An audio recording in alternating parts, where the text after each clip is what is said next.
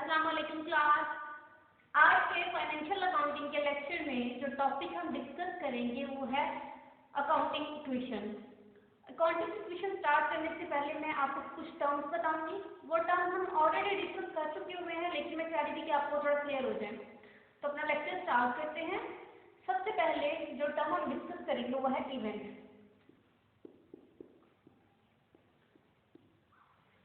Event को कहते हैं एनीथिंग दैट हैपन।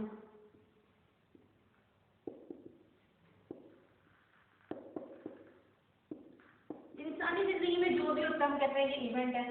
इंसानी लाइफ जो है वो इवेंट से बड़ी हुई है। जैसे अगर हम कहें किसी शादी पे जाते हैं तो हम कहते हैं ये भी कोई इवेंट था। रोड पे चल रहे थे कोई एक्सीडेंट हो गया था, ये भी एक इवेंट है। यानी हर वो चीज जो काम कोई भी काम होता है हम कहते हैं कि ये इवेंट है। इवेंट की अगर टाइप्स की बात करें, इवेंट दो तरह के होते हैं। एक मॉनेटरी इवेंट होते हैं and the second one is non-monetary event.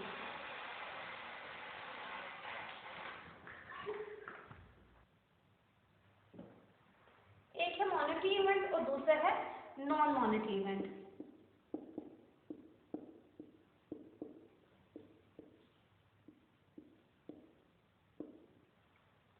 Monetary event को अगर हम डिफाइन करें तो हम कहते हैं वो इवेंट जो मनी से रिलेटेड है।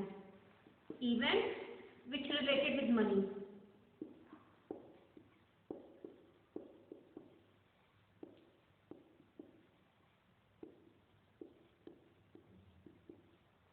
यानी आपने कोई फर्नीचर खरीद लिया, पैसे से रिलेटेड है। कोई बुक खरीद लिया आपने, कोई भी चीज जो आप खरीदते हो मेरे को वो इवेंट है, मनी से रिलेटेड है और वो किसी भी पर्सन की फाइनेंशियल पोजीशन को चेंज कर देता है। जैसे हम शॉपिंग करते हैं डेली बेसिस पे, कि शादी अटेंड कर ली, मैरिज पे चले गए, कुछ भी हो गया तो वो हमारी क्या फाइनेंशियल पोजीशन को चेंज करते हैं ना। हम रोज शॉपिंग करेंगे या वीकली पे करते हैं, तो जब हम शॉपिंग करते हैं पैसे खर्च करते हैं, हमारे पैसे हमारे पास क्या हो जाते हैं, कम हो जाते हैं। हमारी फाइनेंशियल पोजीशन चेंज हो जाती है और उन पैसों कम होने से हमारे पास क्या आ जाते हैं, कपड़े आ जाते हैं। हम कहते हैं anything which related with money which change the financial position of a person.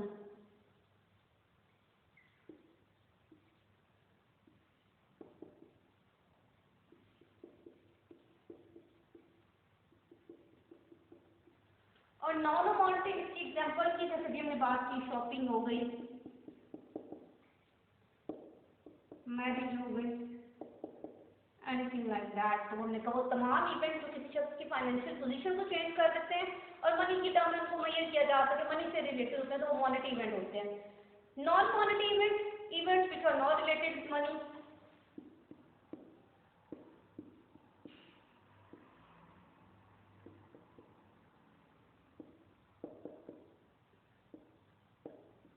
जैसे आप मोबाइल पे गेम खेलते हो और गेम विन कर लिया आपने, क्या उस गेम ने आपकी फाइनेंशियल पोजीशन चेंज कर दी? बिल्कुल भी नहीं। हम कहते हैं वो नॉन मॉनेटरी इवेंट है, उससे आपकी कोई भी फाइनेंशियल पोजीशन चेंज नहीं हो रही होती है। इवेंट में अब डिस्कस करने का इवेंट पर्पस क्या था, हम अकाउंटिंग में वो इवेंट रिकॉर्ड करते हैं जो मॉनेटरी होते हैं। तो हमने कहा जो मॉनेटरी इवेंट होते हैं, जो मनी से रिलेटेड होते हैं, जो किसी भी शख्स की फाइनेंशियल पोजीशन को चेंज कर देते हैं, यानी मॉनेटरी इवेंट, उन्हें क्या कहते हैं, ट्रांजैक्शन कहते हैं। अकाउंटिंग में ट्रांजैक्शन रिकॉर्ड की जाती हैं या वो इवेंट रिकॉर्ड किए जाते हैं जो मॉनेटरी है, जो मनी से रिलेटेड है, हम किसी शख्स की फाइनेंशियल पोजीशन को चेंज कर देते हैं। अब हम देखते हैं कि किसी भी इवेंट को अगर कहेंगे ये ट्रांजैक्शन है तो उसमें कौन सी क्वालिटीज होनी चाहिए, कैरेक्टरिस्टिक्स होनी चाहिए जब हम कहते हैं कि इवेंट एक ट्रांजैक्शन है।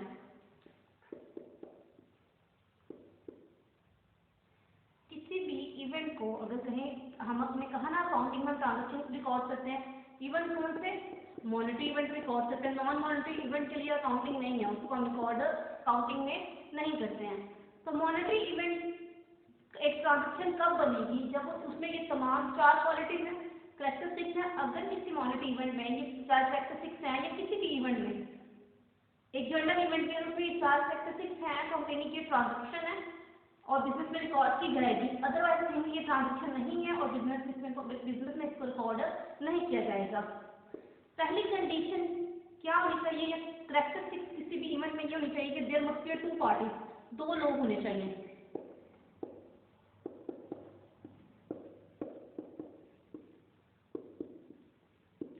ट्रांजेक्शन इवेंट में हमेशा दो लोग होंगे तो हम कहेंगे ये ट्रांजेक्शन है। जैसे फॉर एग्जांपल मिस्टर ए था, he takes to loan for business, उसने एक लोन लिया बैंक से, दो लोग हो गए, एक मिस्टर ए और एक बैंक। हमने कहा ये ट्रांजेक्शन है। ये ट्रांजेक्शन हो सकती है क्योंकि दो पार्टीज इन्वॉल्व हैं, तो जब भी दो पार्टीज इन्वॉल्व होंगी तो हमने कहा ये क्या होगी, वो इवेंट क्या बन जाएगा, ट्रांजेक्शन।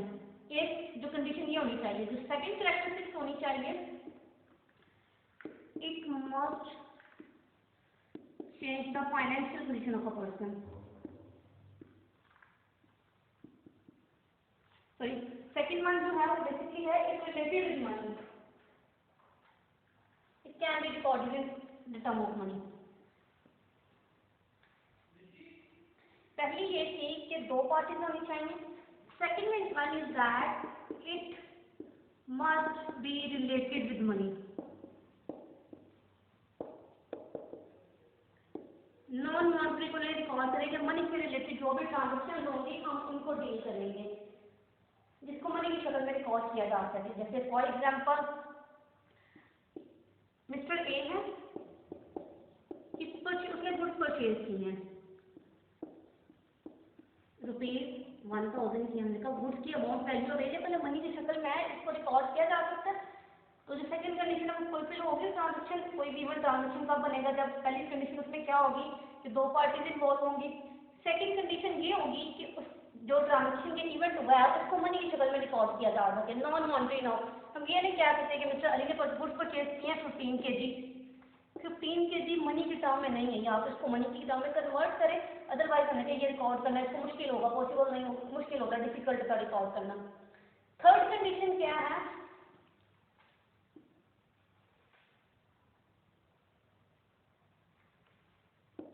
थर्ड कंडीशन ये है कि event must result in the transfer of money, transfer of property और सर्विसेज। यानी तीसरी कंडीशन ये है कि उस इवेंट ट्रांजेक्शन तब बनेगा जब आप प्रॉपर्टी में ट्रांसफर कर दो या सर्विसेज ट्रांसफर कर दो।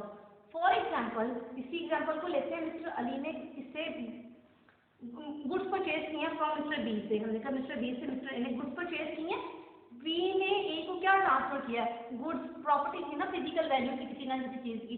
जब ये चीज को ट्रांसफर कर दिया तो हमने कहा अब ये इवेंट ट्रांजेक्शन बन गया। यानी ट्रांसफर होना जरूरी है, चाहे आप सर्विसेज प्रोवाइड कर रहे हो या चाहे आप उसको गुड्स दे रहे हो। प्रॉपर्टी मीन यहाँ पे कोई फिजिकल चीज दे रहे हो, गुड्स दे रहे हो। गुड में क्या होता है, शूज दे रहा है, उसे क्लॉथ प्रोवाइड कर रहा है, वो सारी इसमें आ जाएंगी। तो फिर हम कहते हैं कि वो इवेंट ट्रांजेक्शन बन गया। जैसे सर्विसेज का यहाँ पे अगर एग्जांपल दें तो हमने कहा कोई टीचर है, हमने उसको सैलरी पे किया, एक एम्प्लॉय उसने हमारे लिए काम किया, हमने उसको सैलरी पे किया, उस एम्प्लॉय ने हमारे सर्विसेज दी, हमारे लिए काम किया, वो जो काम उसने हमें ट्रांसफर किया, उसके बाद हमने उसको सैलरी पे किया, तो वो जो इवेंट है वो ट्रांजेक्शन बन जाएगा। इवेंट में ट्रांजेक्शन करने के लिए तीसरी क्वालिटी क्या होनी चाहिए कि आप ट्रांसफर हो किसी ना किसी चीज़ का, चाहे वो फिजिकल गुड का ट्रांसफर हो या सर्विसेज ट्रांसफर कर रहा हो। चौथी कंडीशन जो उसमें होनी चाहिए, मैं इसको रेज कर देती हूँ ताकि यहाँ पे लिख सकें।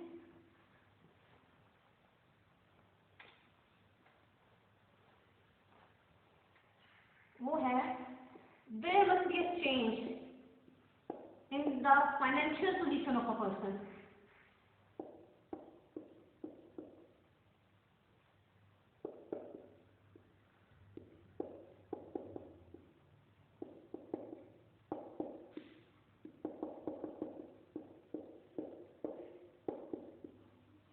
यानी जो इवेंट में जो लोग इन्वॉल्व हो रहे हैं उनकी फाइनेंशियल पोजीशन भी चेंज हो।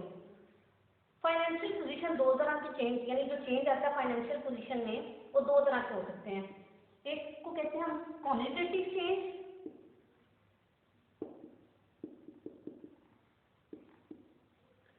दूसरे को कहते हैं क्वालिटेटिव चेंज।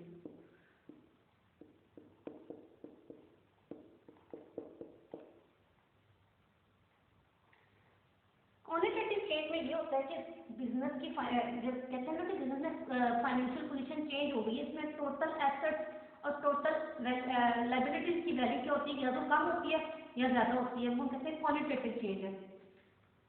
फॉर एग्जाम्पल हमने कहा कि कंपनी ने फर्नीचर को आग लग गई,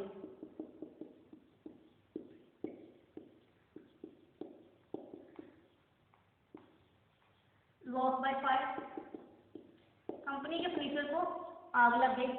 आग लगने से फर्नीचर क्या था, हमने कहा फर्नीचर कंपनी का एसेट होता है, वैल्यूएबल गुड्स है जिसको यूज करके वो बिजनेस में प्रॉफिट कमा सकते हैं, अपने बिजनेस पर्पज के लिए जिसको यूज कर सकते हैं। तो जब बिजनेस में लॉस हो गया, हमने कहा 5000 का फर्नीचर था, अब बिजनेस के एसेट की वैल्यू क्या हो गई है, कम हो गई है।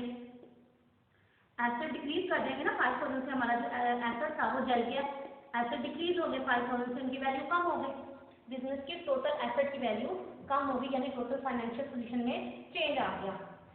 टोटल एसेट की वैल्यू भी कम हो जाएगी 5000 से। अगर हमारे पास पहले टोटल सारे एसेट मिला के कैश वगैरह बिल्डिंग वगैरह मिला के हमारे पास अगर पहले 15 लाख बनते थे, तब टोटल वैल्यू कितनी हो जाएगी, 14,50,000 समझे, 14,95,000 सॉरी, क्योंकि 5000 के जो हमारे एसेट्स हैं वो जल गए हैं। ये क्वालिटेटिव चेंज था। क्वालिटेटिव चेंज ये होता है कि आपके टोटल एसेट की वैल्यू, टोटल एसेट या लायबिलिटीज की वैल्यू चेंज नहीं होती है, सिर्फ जो उनके अंदर आइटम्स होती हैं वो एक एसेट दूसरे एसेट में कन्वर्ट हो जाता है बेसिकली। इसको एग्जांपल से अंडरस्टैंड करने की कोशिश करते हैं।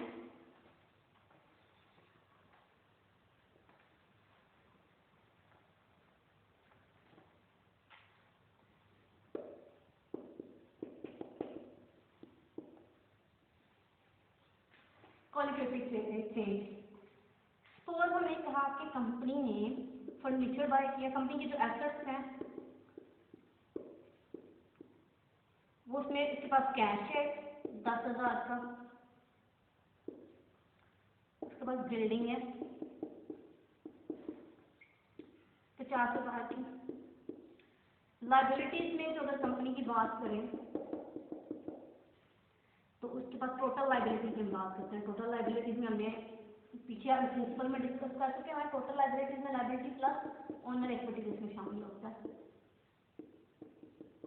इसको हम आगे फर्दर अभी ये अकाउंटिंग कैलकुलेशन में इसको दोबारा डिस्कस करेंगे।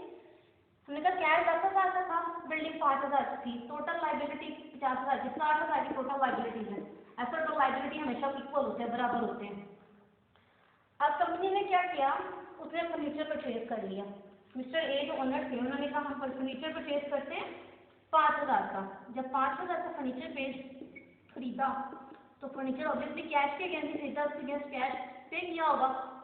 कैश ये हमारे पास कैश पड़ा हुआ, इसमें से पैसे निकाल के दिए होंगे, कैश कम होगी, कितना रह गया। अब अगर इसको दोबारा लिखे तो कैश हमारे पास कितना रह गया, 5,000, क्योंकि 5,000 पे करके ना फर्नीचर के अगेंस्ट फर्नीचर खरीदा है। तो बिल्डिंग हमारे पास 50,000 की है। अब हमारे पास एक नया एसेट क्रिएट हो गया, फर्नीचर बिजनेस का एसेट होगा ना, इसको यूज करेंगे अपने बिजनेस में। तो फर्नीचर आ गया हमारे पास 5,000 के साथ, लाइबिलिटी वही हमारी 60,000, और इसका भी टोटल करें 5,5+50 60,000, यानी टोटल फाइनेंशियल एसेट चेंज नहीं हुई, टोटल फाइनेंशियल पोजीशन चेंज नहीं हुई, सिर्फ एक एसेट दूसरे एसेट में कन्वर्ट हो गया। इस चेंज को हम कहते हैं कि ये क्वालिटेटिव चेंज है। अब ट्रांजेक्शन हमने देख लिया कि अगर ये चारों चीजें होंगी किसी भी इवेंट में, कौन कौन सी थी कि दो पार्टीज होनी चाहिए, मनी के टर्म में उसको रिकॉर्ड किया जा सके, और कोई ट्रांसफर ऑफ प्रॉपर्टी और सर्विस का, कोई प्रोडक्ट ट्रांसफर कर रहे हो या सर्विसेज दे रहे हो आप, और फोर्थ वन क्या था, तो फाइनेंशियल पोजीशन चेंज हो रही हो, तो वो कोई भी इवेंट क्या बन जाएगा, ट्रांजेक्शन बन जाएगा। और अकाउंटिंग में हमेशा ट्रांजेक्शन रिकॉर्ड की जाती हैं। अब हम आज के जो टर्म में यूज करेंगे वो ट्रांजेक्शन होगा, और ट्रांजेक्शन के नाम से आपको समझ आना चाहिए कि कोई भी इवेंट में जब ये चार क्वालिटीज जब हमने डिस्कस की हैं, ये कंडीशन होंगी तो ही वो ट्रांजेक्शन होगी, तब ही वो रिकॉर्ड होगी। अगर इन चारों में से कोई भी नहीं होगी या एक भी मिसिंग होगी तो वो ट्रांजेक्शन नहीं होगी और हम उसको रिकॉर्ड नहीं करेंगे। ये आपने ये चारों क्वालिटीज उसकी याद रखनी है ताकि हम जब आगे क्वेश्चन करें तो ये हमें हेल्प आउट करें। अब ट्रांजेक्शन की डिफरेंट टाइप्स होती हैं। एक कैश, एक इसकी टाइप है कैश ट्रांजेक्शन भी हो सकती है, दूसरी है credit transaction. Cash transaction mean जब कोई कोई भी ट्रांजेक्शन हो और उसके अगेंस्ट आप कैश इमीडिएटली पे कर दो, उसी दिन पे कर दो, तो ये कैश ट्रांजेक्शन है। इफ फॉर एनी ट्रांजेक्शन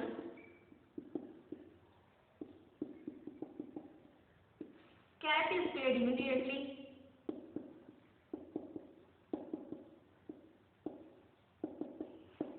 हम कहेंगे कि ये क्या है, ये कैश ट्रांजेक्शन है। जैसे इसकी एग्जांपल की अगर बात करें कि मिस्टर ए ने फर्नीचर परचेज किया,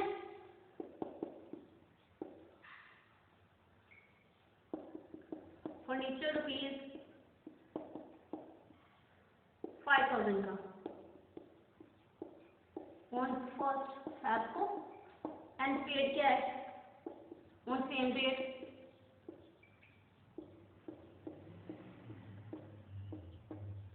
तो हम कहेंगे कि ये कैश ट्रांजेक्शन बिजनेस में हो गया। क्रेडिट ट्रांजेक्शन क्या है कि आपने कोई चीज़ परचेज की है, कोई ट्रांजेक्शन अकर किया है, लेकिन उसके अगेंस्ट जो कैश है वो इमीडिएटली पे नहीं किया, उसी डेट या उसी दिन पे नहीं किया। आपने कोई फ्यूचर डेट डिसाइड कर ली कि हम आपको 10 दिन बाद दे देंगे, 5 दिन बाद दे देंगे सपोज, तो वो ट्रांजेक्शन क्या होगी, क्रेडिट ट्रांजेक्शन होगी। If cash is not paid, not paid, then enter decided from future date,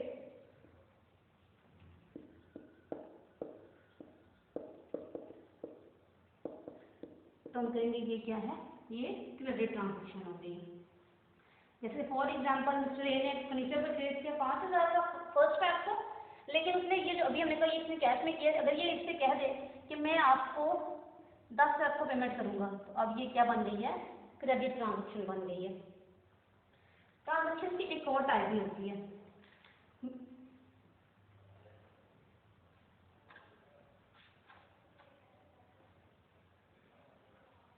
ये तो वो ट्रांजेक्शन के अंदर जिसमें कैश में वैल्यू आपने किसी को पे करनी है। कुछ ट्रांजेक्शन होती है जिसमें वैल्यू कोई पे नहीं करनी होती है, आपने कोई सवाल ही हो सके आपको या वो वैल्यू मिलेगी। फॉर एग्जाम्पल हम जा रहे थे, रस्ते में मेरे पास 500 रुपया था, गिर गया, आई लॉस्ट माई मनी, मेरी फाइनेंशियल पोजीशन चेंज हो गई ना, मेरे पास तो कैश चला गया, 500 रुपया कम हो गए मेरे पास जो टोटल पैसे थे उनसे इतनी अमाउंट कम हो गई, मेरी फाइनेंशियल पोजीशन भी चेंज हो गई। ये भी ट्रांजेक्शन है, लेकिन मैंने यहाँ पे किसी को पेमेंट देनी नहीं है, ना ही किसी से लेनी है।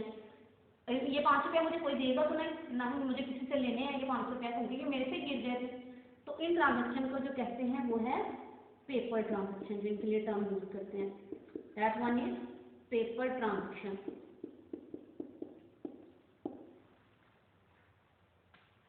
ट्रांजेक्शन को फर्दर 2 और कैटेगरीज में भी डिवाइड करते हैं। उम्मीद है कि यहाँ तक आपको समझ आ गई होगी। फर्दर आगे करते हैं।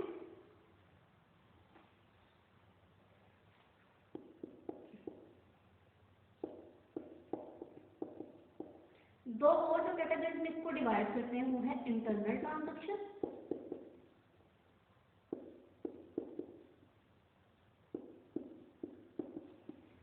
External transaction.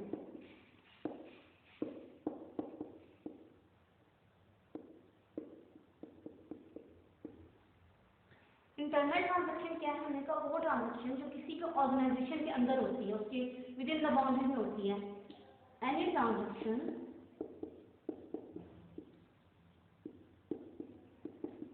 which happen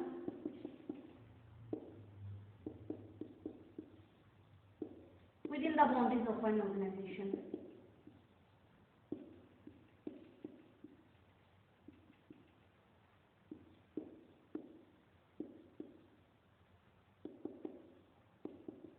वो क्या होगी, इंटरनल ट्रांजेक्शन। जैसे फॉर एग्जांपल फर्नीचर आग लग गई, furniture loss by fire, furniture को आग लग गई है। ये जो ट्रांजेक्शन हुई, अब ये ट्रांजेक्शन है क्योंकि मेरी फाइनेंशियल पोजीशन भी चेंज हो गई है। मनी के टर्म में इसको 5000 का फर्नीचर था जिसको आग लग गई, मनी के टर्म में भी इसको रिकॉर्ड किया जा सकता है। हमारी तमाम कंडीशन के फुलफिल कर रही है। ऑर्गेनाइजेशन से रिलेटेड 2 पार्टीज भी आ गई, तो ये हमने कल आग लगी फर्नीचर को, मेरी फाइनेंशियल पोजीशन इसे चेंज कर दी। अब क्या ये ट्रांजेक्शन हमने 22 शख्स के साथ की थी, है तो ये मतलब कोई लेन देन इसमें हमारी प्रॉपर्टी चल गई है ये ट्रांजेक्शन नहीं, क्योंकि एक जो हमारी वैल्यूएबल चीज थी वो खराब हो गई है। तो ये क्या है, ये इंटरनल ट्रांजेक्शन होगी। एक्सटर्नल ट्रांजेक्शन होती है जो बाहर किसी के लोगों और आउटसाइड द ऑर्गेनाइजेशन जो ट्रांजेक्शन का फॉर्म कर रहे होते हैं वो एक्सटर्नल ट्रांजेक्शन होती है। Any transaction outside of a business, outside the boundary of organisation,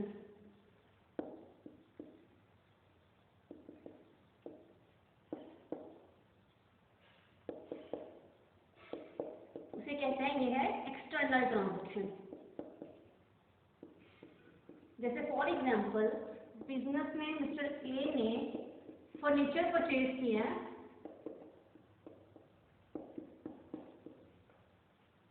from B से,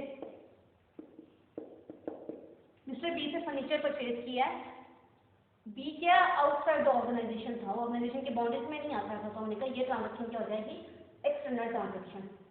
ये ट्रांजेक्शन की टाइप थी। अब हमने तो ये डिसाइड करना हो कि कोई भी ट्रांजेक्शन आइदर वो कैश ट्रांजेक्शन है या क्रेडिट ट्रांजेक्शन है। डेफिनेशन से तुम्हें पता चल गया जिसकी कैश इमीडिएट बेसिस पे पे कर दो कैश ट्रांजेक्शन है, और जिसके लिए कैश फॉरन पे ना करें बल्कि फ्यूचर में कोई डेट डिसाइड कर लें कि हाँ इस डेट को आपको पेमेंट कर देंगे, वो क्रेडिट ट्रांजेक्शन होगी। लेकिन सम टाइम जब हम क्वेश्चन करते हैं तो लिखी जो ट्रांजेक्शन होती है वो समझ नहीं आ रही होती, समझना डिफिकल्ट होता है ये अंडरस्टैंड करना कि आइदर ये कैश ट्रांजेक्शन है या क्रेडिट ट्रांजेक्शन है।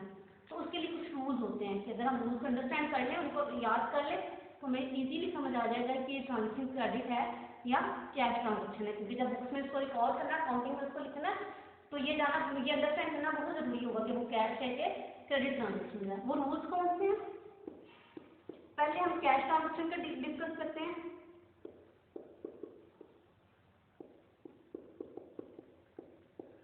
दो रूल्स है। नंबर 1, याद ट्रांजेक्शन के साथ लिखा होगा कैश का वर्ड, स्पेसिफाई किया होगा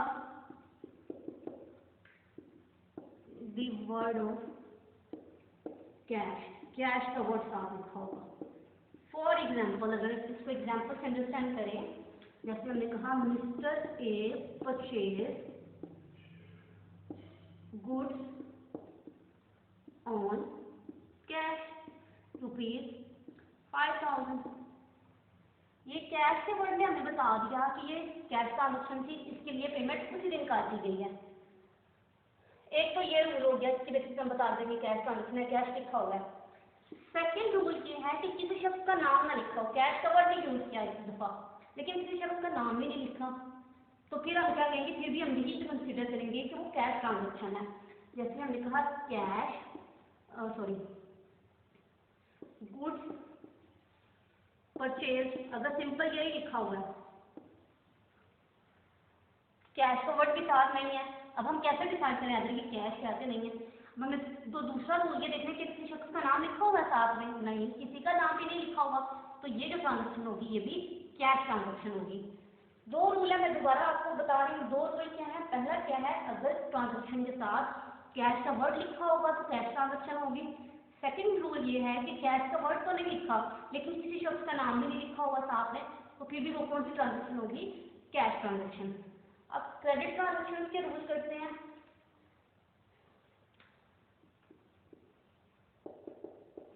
ये रेट कर देती हूँ।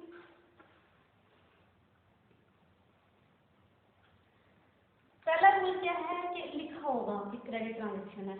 जैसे कैश के ट्रांजेक्शन में कैश का वर्ड यूज किया था, क्रेडिट की ट्रांजेक्शन में क्रेडिट का वर्ड यूज किया जाएगा। Specify the word of credit का वर्ड, या एक और वर्ड लिखते हैं ऑन अकाउंट का वर्ड लिखा होगा। दो वर्ड स्पेसिफाई किए होंगे, या तो क्रेडिट का वर्ड लिखा होगा या ऑन अकाउंट, वो सेम ही वर्ड है। क्रेडिट बोलो या ऑन अकाउंट का मतलब ये होता है अपने उधार की जगह खरीदी है, तो फिर वो ट्रांजेक्शन क्रेडिट ट्रांजेक्शन होगी, यानी उधार की चीजें खरीदी है। या सेकंड थिंग, ना ही क्रेडिट का वर्ड यूज किया है ना ही ऑन अकाउंट का वर्ड यूज किया है, लेकिन अगर किसी का नाम साथ लिख दिया फिर भी वो क्रेडिट ट्रांजेक्शन होगी। जैसे goods purchase from mister B for ₹5,000। Credit का वर्ड नहीं यूज किया लेकिन हमने कहा किसी पर्सन का नाम यूज कर लिया, तो इसका भी यही कंसीडर। अब अंडरस्टैंड करना डिफिकल्ट है कि अदर कैश में किया है उनका कैश का वर्ड भी नहीं है, कैश भी नहीं है, ऑन अकाउंट भी नहीं लिखा, लेकिन किसी शख्स का नाम लिखा है तो फिर भी वो क्रेडिट ट्रांजेक्शन होगी। मैं दोबारा रिपीट कर देती हूँ रूल। कैश के लिए क्या है, कैश का जो भी हमने पहले डिस्कस किया था, या तो कैश का वर्ड लिखा होगा या कोई नाम नहीं लिखा होगा, तो वो कैश ट्रांजेक्शन होगी। क्रेडिट का क्या रूल है, या तो क्रेडिट या ऑन अकाउंट पर यूज किया होगा ट्रांजेक्शन के साथ, या दूसरा ये है किसी शख्स का नाम लिखा होगा तब वो क्रेडिट ट्रांजेक्शन ही होगी। अब ये उम्मीद है कि बच्चों ये आपको समझ आ गई होगी, क्योंकि अगर आप इसको प्रॉपर अंडरस्टैंड करोगे तो ही हम आगे काम करना भी आपके लिए इजी होगा। अब हम अकाउंटिंग इक्वेशन स्टार्ट करते हैं।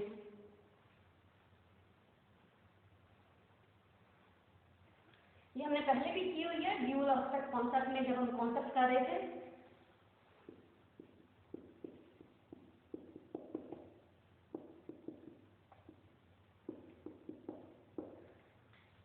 अकाउंटिंग इक्वेशन बेसिकली ये होती है, जब इसमें 3 एलिमेंट्स यूज करते हैं, 3 बेसिक अकाउंटिंग एलिमेंट इसमें यूज होते हैं अकाउंटिंग में।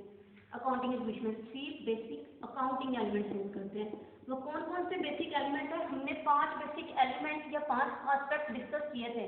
आपको याद हो तो assets, liabilities, honour equity, expense और रेवेन्यू।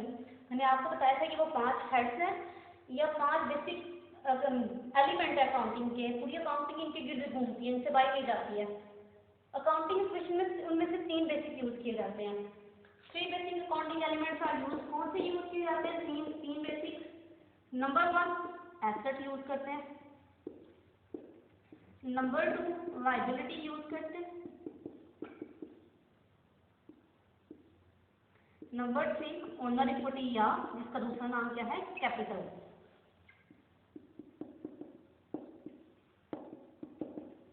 या इसे यूज कर रहे होते हैं। ये 3 बेसिक एलिमेंट इसमें यूज कर रहे होते हैं। अकाउंटिंग इक्वेशन कहते किसको है, जब हम कॉन्सेप्ट कर रहे थे तो हमने कहा था कि एसेट्स इक्वल होते हैं लायबिलिटीज प्लस ओनर इक्विटी। ये बेसिक, इसे अकाउंटिंग इक्वेशन भी कहते हैं। एसेट क्या होते हैं, हमने कहा कोई भी वैल्यूएबल प्रॉपर्टीज या वैल्यूएबल थिंग्स जिनको कंपनी या बिजनेस यूज कर सकता है फ्यूचर में, जिसको प्रॉफिट दे सकती है, वो सारे के सारे इसकी एसेट्स होती हैं। इसकी एग्जांपल मैंने कहा था cash, building, furniture, goods, account receivable, debtors भी हमारे एसेट्स होते हैं, क्योंकि हमसे फ्यूचर में हमें उनसे पैसे लेने होते हैं। ये सारे हमारे एसेट्स के एग्जाम्पल है। एसेट्स जो चीजें कैश वगैरह हो गए, बिल्डिंग वगैरह होगी, लैंड वगैरह होगी, इनको खरीदने के लिए पैसा कहीं ना कहीं से तो आया होगा। तो पैसा कौन प्रोवाइड करता है, या तो कारोबार का मालिक लेके आया होगा, ओनर लेके आया होगा। अगर ओनर लेके आया तो देखो वो ओनर इक्विटी है। अगर कहीं और से लिया, ओनर नहीं लाया, बाहर किसी से लिया, तो वो लायबिलिटी होगी। तो हमने कहा कंपनी के जो एसेट्स होते हैं ये बेसिकली इसके रिसोर्स होते हैं। रिसोर्सेज क्या होता है, वैल्यूएबल थिंग्स, कंपनी की प्रॉपर्टीज वगैरह जो होती हैं। और जो लायबिलिटी होते हैं वो क्या होते हैं, सोर्स होते हैं। ये सोर्स हमेशा सोर्स से जनरेट किए जाते हैं, या इसको यूं कह सकते हैं व्हाट कंपनी हैव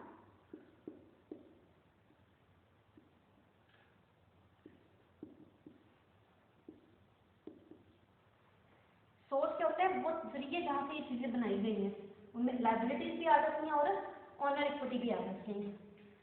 ये दोनों, ये इक्वेशन होती है asset is equal liability plus honour equity. कोई भी अकाउंटिंग ट्रांजेक्शन हो जाए, चाहे एसेट इंक्रीज कर रहे हैं चाहे डिक्रीज कर रहे हैं, बर्थडे आप कैश, ओनर कैश लेके आया या ओनर ने कैश बैंक बिजनेस से निकलवा लिया है, कोई भी ट्रांजेक्शन हो, ये दोनों साइड हमेशा बराबर रहते हैं, इक्वली चलती हैं। किसी भी ट्रांजेक्शन का इन दोनों साइड से इम्पैक्ट होता है।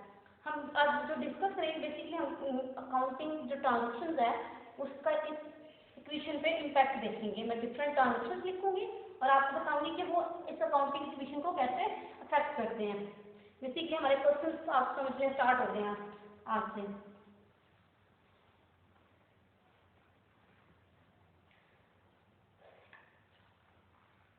हमने कहा हमारे अकाउंटिंग में क्या होती है, एसेट्स इज इक्वल होते हैं liability plus owner equity. Owner equity का दूसरा नाम क्या है, कैपिटल। ये हमारी इक्वेशन आ गई। अब हम ट्रांजेक्शन लेते हैं वन बाय वन। ट्रांजेक्शन की तो आपको समझ आ गई ना। हम सपोज एक एग्जांपल से स्टार्ट करते हैं। मैं यहाँ पे नीचे आपको लिख देती हूँ चलिए यही देख लेते हैं। मिस्टर नवीद है, वो नया कारोबार स्टार्ट करना चाह रहा है। वो क्या करना चाह रहा है, ये करना चाह रहा है तो नई कंपनी बनाना चाह रहा है, शू मेकिंग कंपनी बनाना चाह रहा है। इसका वो नाम रखना चाह रहा है नवीद शू कंपनी। सपोज ये हमारे पास है। आप कारोबार शुरू करने के लिए वो क्या लेके आएगा, पैसा लेके, पैसे चाहिए ना, कारोबार कोई भी स्टार्ट करने के लिए आपको पैसे चाहिए। हमने कहा मिस्टर ए, सॉरी नवीद हमने नाम रखा उसका, ब्रिंग मनी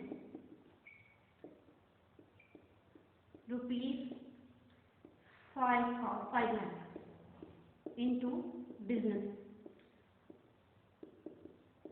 अब हमने पहले लेक्चर में डिस्कस कर चुके हैं कि बिजनेस सेपरेट होगा, ओनर सेपरेट होगा। सेपरेट एंटिटी कॉन्सेप्ट मैंने आपको बताया था ना कि जिसमें हम बिजनेस को अलग ट्रीट करते हैं, ये समझते हैं कि बिजनेस एक अलग शख्स है और जो ओनर है वो अलग शख्स है।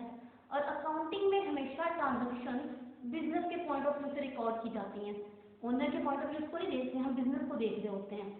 अकाउंटिंग लर्न करने का बच्चों सबसे आसान तरीका ये है कि जब भी आप अकाउंटिंग लर्न करने लगो ना, तो बेसिकली अपने आप को बिजनेस कंसिडर कर लो, समझ लो कि मैं बिजनेस हूँ तो मेरा इस पर क्या इफेक्ट हो रहा है, तो आप अंडरस्टैंड करना इजी हो जाएगा।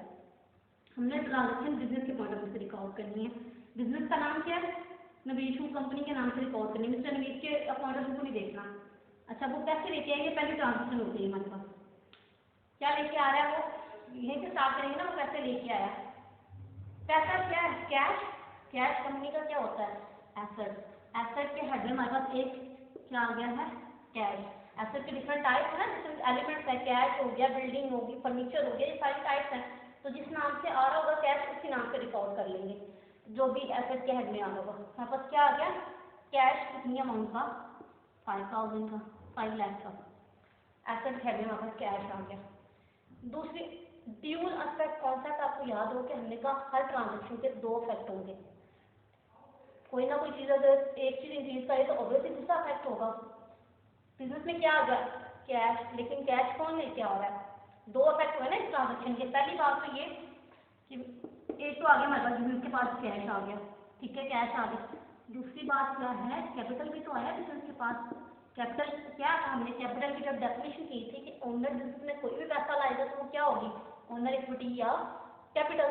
हर ट्रांजेक्शन के दो एलिमेंट होते हैं, हमेशा ट्रांजेक्शन के दो एलिमेंट होते हैं, दो या दो से ज़्यादा भी हो सकते हैं, लेकिन कम से कम दो एलिमेंट होते हैं। पहली बात बिजनेस के पास कैश आ गया, दूसरी क्या है उसके पास, कैपिटल। हम ओनर इक्विटी क्या होती है हमारे पास, कैपिटल इज इक्वल, कोई लाइबिलिटी जनरेट नहीं हुई, बाई के लोगों ने पैसा नहीं दिया, हमने ना लिया है, ओनर पैसा लेके आ रहा है, तो वो कितना लेके आ रहा है, 5 लाख। ये पहले ट्रांजेक्शन का अकाउंटिंग इक्वेशन पे अफेक्ट है। क्या हमारे पास आ गया, कैश आ गया 5 लाख से, और कैश जब हमने कहा बिजनेस में कोई भी ट्रांजेक्शन होंगी तो दो एलिमेंट उसके रिकॉर्ड कर रहे होंगे। पहली बात है कि कैश आ गया, दूसरा हमारे पास क्या आ गया है, ओनर इक्विटी भी क्रिएट हो गई है, जनरेट हो गई है। जो सेकंड चीज अब हम इसमें डिस्कस करेंगे, एक और ट्रांजेक्शन डिस्कस करते हैं, उसका बैठ देते हैं, मैं ये रिमूव कर देती हूँ।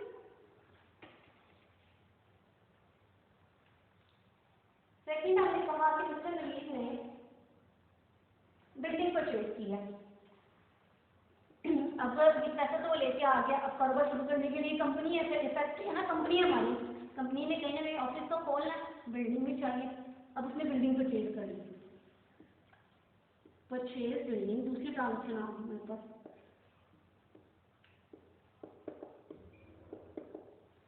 फॉर ₹2 लाख।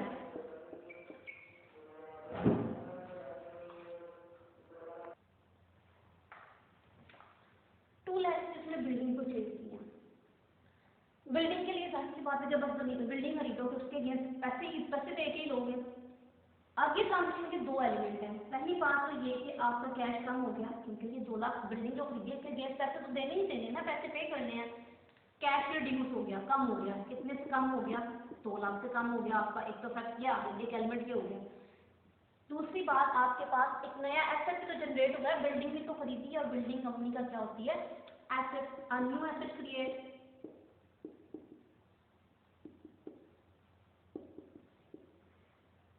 क्या करेंगे कैश में से, अब इसका फैक्ट अकाउंटिंग के सिचुएशन पे इफेक्ट डालते हैं इसका। ये दूसरी ट्रांजेक्शन हम रिकॉर्ड कर रहे हैं, कैश में से 2 लाख कम हो गए, प्लस नया एसेट कौन सा जनरेट हो गया है, बिल्डिंग ले ली हमने, कितने अमाउंट की था, 2 लाख की।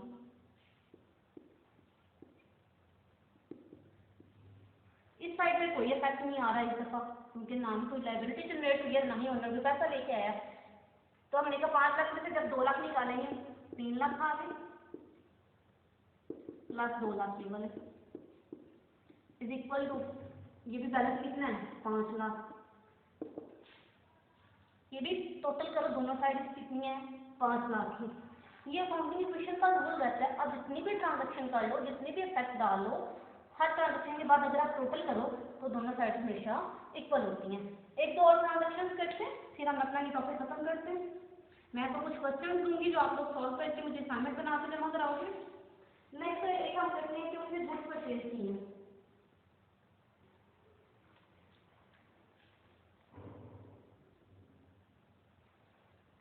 Goods purchase for rupees 5,000। Goods किसके अगेंस्ट परचेज किए हैं, सपोज हमने कहा कैश परचेज किए हैं, गुड्स परचेज फॉर रुपीज 5,000। कुछ भी नहीं लिखा होगा, अगर हम पिछले कॉन्सेप्ट को लेके चलेंगे तो कैश परचेज होगी, क्रेडिट ऑब्वियसली कैश का वर्ड यूज नहीं किया हुआ, लेकिन किसी का नाम भी नहीं लिखा तो कौन सी परचेज होगी, ये कैश परचेज है। कैश परचेज किया है, मतलब पैसे कैसे देंगे, कैश कम हो जाएगा। और दूसरा इसका क्या इफेक्ट आएगा, एक तो ये हो गया कि हमारा कैश कितने से कम हो गया, 5,000 से कम हो गया। और दूसरा क्या, हमारे पास एक और एसेट जनरेट हो गया, हमने कहा ना दूसरा हमारा एसेट होती है, प्लस नया एसेट जनरेट हो गया गुड्स। इसका अगर अपन टोटल निकालें कितने से वो एसेट हुआ है, 5,000 से। अगर टोटल करें तो कितना आ गया, 2,95,000 प्लस 2 लाख ये प्लस 5,000 ये आ गया। और ये टोटल कितना आ गया, इधर भी 5 लाख। जब दोनों के टोटल करेंगे दोनों साइड कितनी आ गई हैं, दोनों ही ये 5 लाख की हो गई हैं। एक और ट्रांजेक्शन करते हैं कि हमने कहा जो चीज़ें उसने खरीदी हैं वो उसने बेच दी हैं। 5,000 की चीज़ें खरीदी थी, उसने पहले सेल कर दी हैं।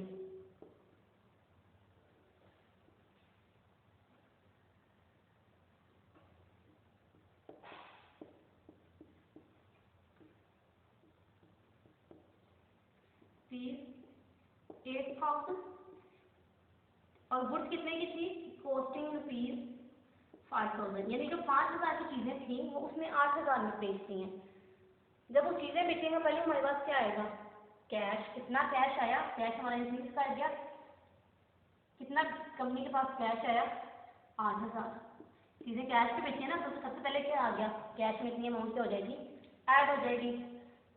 चीज़ें कितने की थी, 5,000 की, चीज़ें क्या हो जाएंगी, उतनी कम हो जाएंगी। जो डिफरेंस आ रहा है, जैसे चीज़ें प्रॉफिट पे सेल की है ना, 5,000 चीज़ें थी 8,000 पे बेची हैं, तो जो 3,000 प्रॉफिट होगा किसका होगा, प्रॉफिट ऑब्वियसली हमेशा किसका होता है, ओनर का। ये इसके कैपिटल में 3,000 ऐड कर देंगे। अब अगर इसके इफेक्ट को देखें तो ये आ जाएगा 3,03,000 प्लस 20,000, 2 लाख सॉरी, और ये जमा माइनस खत्म, कुछ भी नहीं बचेगा। 5,000 की चीज़ें थी, 5,000 की बिक्री है, हमारे पास कुछ भी नहीं बचा, जीरो आ गया इसकी जगह पे। ये कितना आ गया है, 5,03,000 टोटल हो गया। इनका भी अगर टोटल करें तो ये क्या आ जाएगा, 5,03,000। देखो हर ट्रांजेक्शन के बाद अकाउंटिंग इक्वेशन बराबर ही आ रही है। ये था बच्चों आज तक का लेक्चर। नेक्स्ट लेक्चर भी हम यहीं से कंटिन्यू करेंगे और उसके बाद मैं आपको क्वेश्चंस दूंगी जो आप मुझे सॉल्व करके दोगे। Thank you so much. अगर कोई मसला होगा तो आप मुझसे ग्रुप में पूछ सकते हैं।